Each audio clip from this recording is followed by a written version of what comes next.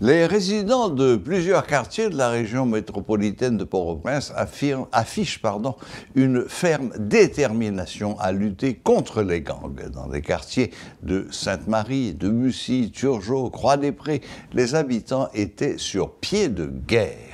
Il y a comme une prise de conscience des résidents de la capitale, mais c'est dans le quartier de Turgeot que la mobilisation est la plus intense. Les habitants et riverains ont érigé des barricades pour protéger leur quartier.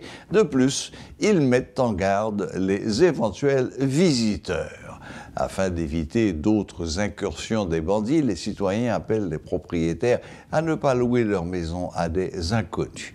Les résidents ont veillé durant la nuit pour se prémunir d'une nouvelle offensive des bandits. Armés de machettes, de piques et d'autres armes blanches, les citoyens étaient prêts à en découdre. Les groupes d'autodéfense étaient toujours sur pied de guerre dans le quartier de Turgeot ce mardi 25 avril.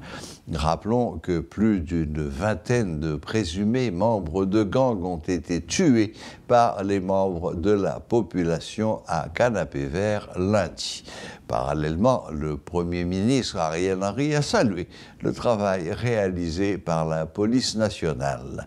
Je cite, « J'applaudis les efforts considérables et méritoires de la police nationale pour faire revenir l'ordre et la paix dans nos villes et nos quartiers. Il y a encore beaucoup à faire. Nos forces de l'ordre sont motivées malgré les difficultés auxquelles elles sont confrontées. » Fin de citation, c'est ce qu'a déclaré le chef du gouvernement dans un tweet.